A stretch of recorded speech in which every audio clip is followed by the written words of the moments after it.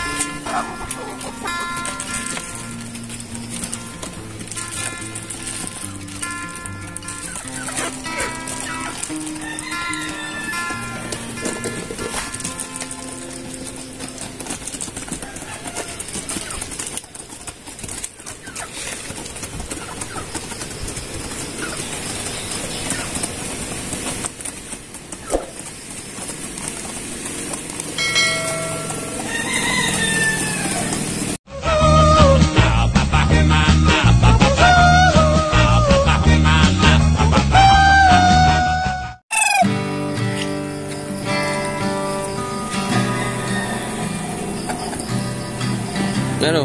Epal.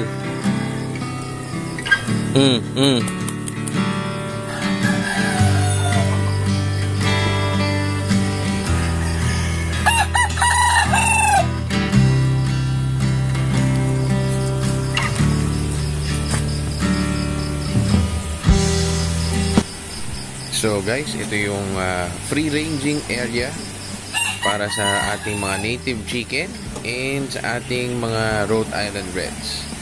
So pakita ko lang, hindi pa tapos ito nung time nito. So para lang makita nyo.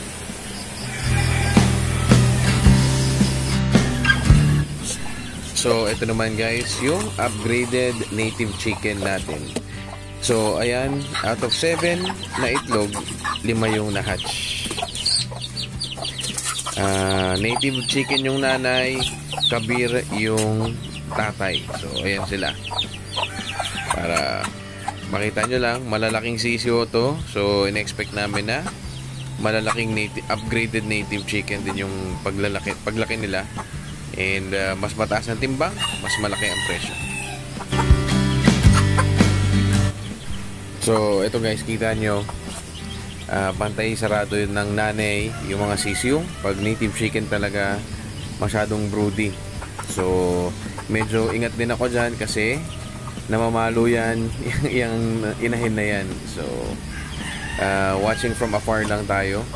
Hindi man masyadong malayo, safe distance kumbaga.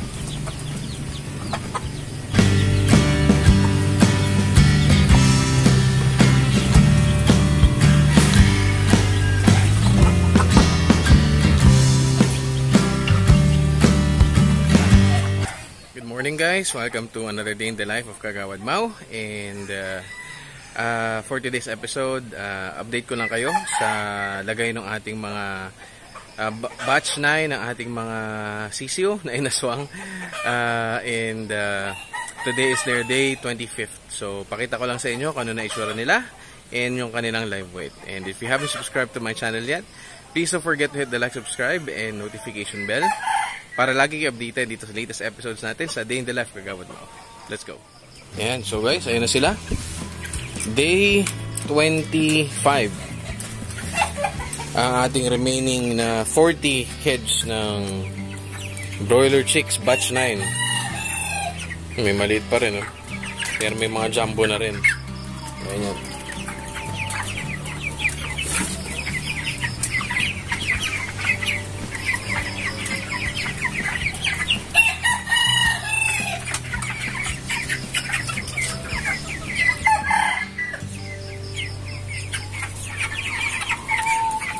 Ang kanilang feeds ay Integra 2000 na may kahalong breeder mash, pamparami lang. And ginagawa namin ganyan, ilalagyan namin ng protein, ng whey protein para makatulong lang din sa paglaki nila.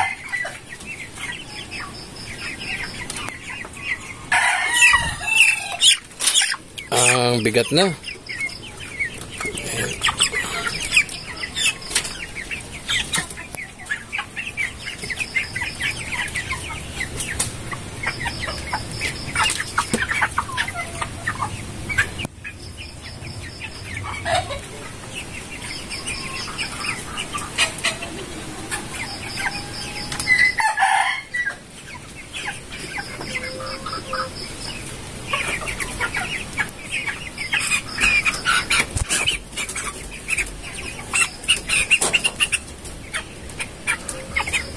Ang bigat, ang laki. Oh, guys.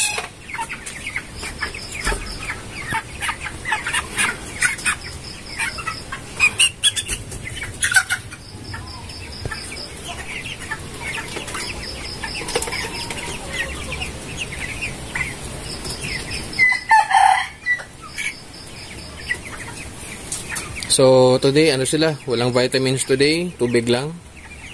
Kasi katatapos lang nilang Premoxil dahil nga 2 weeks nag-uulan, sunod-sunod yung mga bagyo. So medyo nagkaroon sila ng matamlay na 2 weeks, pero ngayon nakakabawi na. Ayan, meron na tayong mga malalaki dito. Pero as always, meron pa rin maliliit kagaya na, no?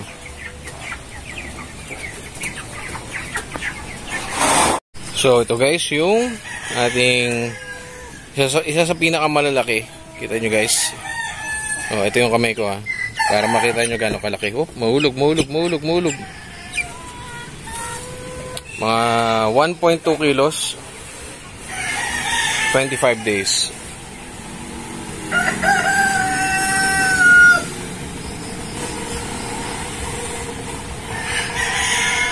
Grabe, kung ganito pala kalalaki yung batch ng season na nakuha natin, sana hindi kinain ng pusa. Dahil ganyan kalalaki yun guys, oh. Yung mga kapatid nito, kung nabuhay man sila, ganyan din sila kalalaki.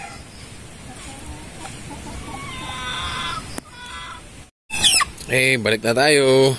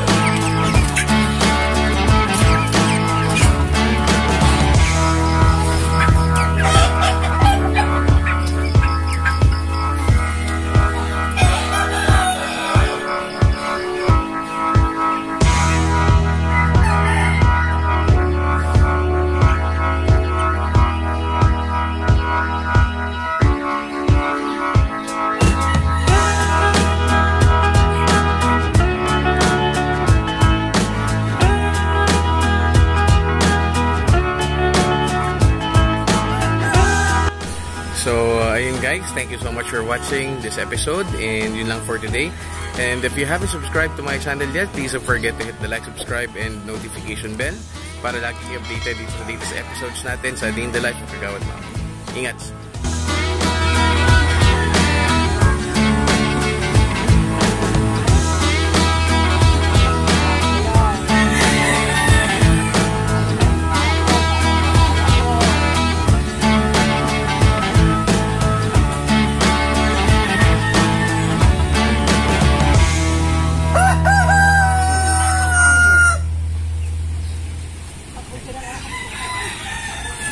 Pag-usa lang ang buhay.